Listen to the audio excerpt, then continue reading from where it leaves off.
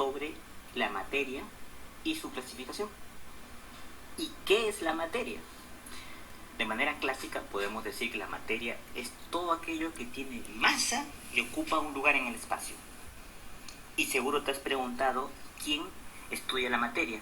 Pues la química. Claro, la química es una ciencia experimental que estudia la materia, sus propiedades, composición, estructura y transformaciones que experimenta.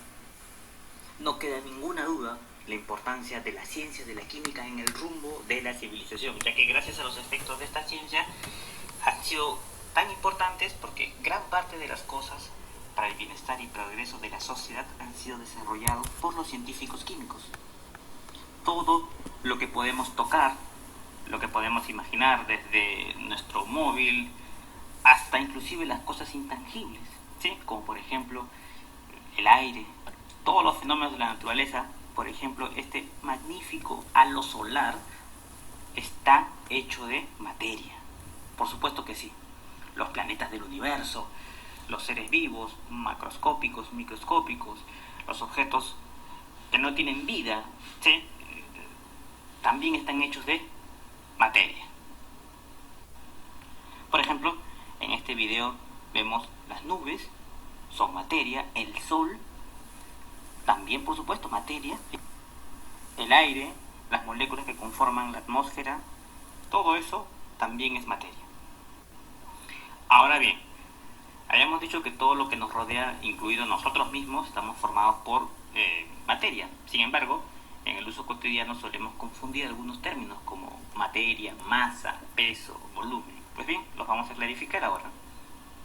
Materia, habíamos dicho, es todo lo que tiene masa y ocupa un lugar en el espacio. La masa es la cantidad de materia que tiene un cuerpo. El volumen es el espacio ocupado por la masa. Un cuerpo vendría a ser una porción limitada de materia. Y tener presente este detalle, el peso es una fuerza, ¿ok? Es la fuerza con que la Tierra atrae a un cuerpo por acción de la gravedad. Por lo tanto, salta a la vista la diferencia que hay entre peso y masa. Es más, el peso se calcula multiplicando la masa por la aceleración de la gravedad.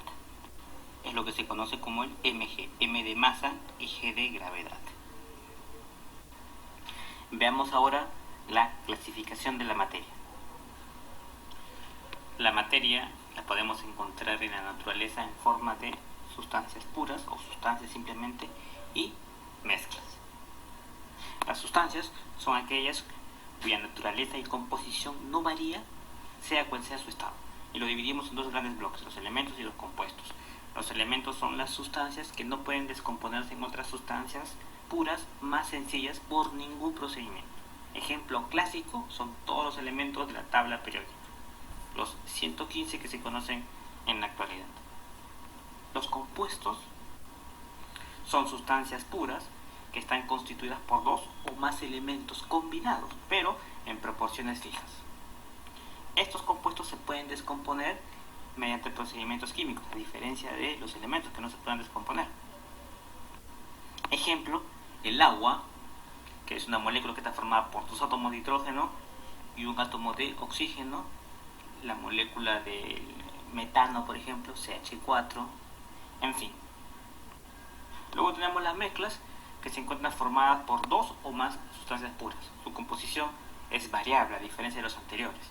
Se distinguen dos grandes bloques, el de los homogéneos y el de los heterogéneos, y creo que su nombre me indica un poco sus características. A las homogéneas también le llaman disoluciones, y son mezclas en las que no se pueden distinguir sus componentes a simple vista. Se dice que están como que en una fase. Contra que las heterogéneas son mezclas en las que se puede distinguir los componentes a simple vista. Hay que agregar que las sustancias que componen las mezclas se pueden separar mediante procedimientos físicos. Veamos ahora algunos ejemplos para reconocer las mezclas homogéneas de las heterogéneas. Tenemos aquí una ensalada de frutas. Y bueno, vemos cómo se combinan las frutas para darle cuerpo a la ensalada. Esto que está aquí es una mezcla, y es una mezcla heterogénea. ¿Por qué? Porque podemos ver cada uno de los componentes. No hay mayor duda, mezcla heterogénea. Bien, fíjate en el siguiente ejemplo. Tengo agua potable y también tenemos leche. Según la definición que hemos dado, ¿qué podría ser el agua potable? De hecho que es una mezcla. Pero es una mezcla homogénea, ¿sí? Porque hay agua y también varias sales minerales disueltas. Eso es el agua potable, pero no podemos ver sus componentes a simple vista, lo vemos como una sola fase, se dice. Necesitarías potentísimos microscopios para poder ver, y ni aún así creo. Entonces tú dices, bueno, agua potable es una mezcla homogénea. La leche, también, porque fíjate que parece que hubiese una sola fase. Sin embargo, es una mezcla heterogénea. ¿Por qué? Yo sé que a simple vista parece homogénea, porque tú dices que hay una sola fase, igual que este. Sin embargo, si tú la dejas reposar, algunos minutos, sus componentes empiezan a separarse, formándose lo que se conoce como la nata, ¿sí? Esto lleva gran parte de grasa. Entonces luego sí pueden apreciarse sus componentes. Entonces, esto es una mezcla heterogénea, y aquí tengo una mezcla homogénea, el agua potable.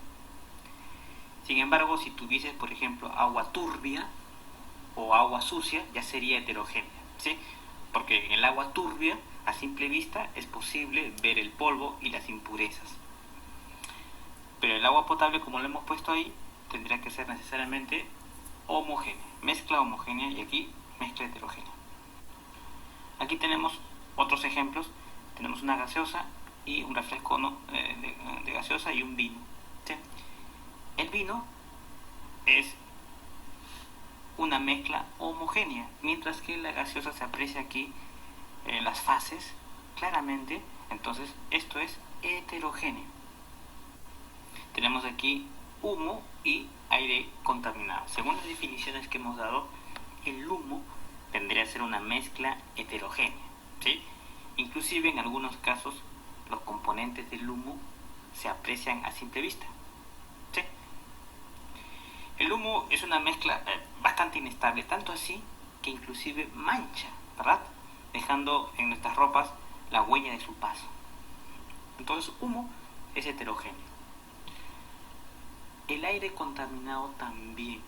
Y aquí hago énfasis porque puse contaminado. Si yo hubiese puesto aire puro, ¿sí? O sea, sin polvo, sin humo, es una mezcla homogénea, ya que los componentes principales del aire puro son el nitrógeno y el oxígeno, ¿sí? También puede haber vapor de agua y otros gases como el dióxido de carbono. Sin embargo, si yo pongo aire contaminado, quiere decir que se encuentran otras partículas, como por ejemplo polvo e inclusive humo. Entonces se aprecian las fases. Aire contaminado, aire impuro, sería mezcla heterogénea, lo mismo que el humo. Si fuese aire puro, entonces sería homogéneo, ¿sí? Bien, entonces ya sabemos lo que es materia, su clasificación. Aquí colocamos algunos ejemplos adicionales.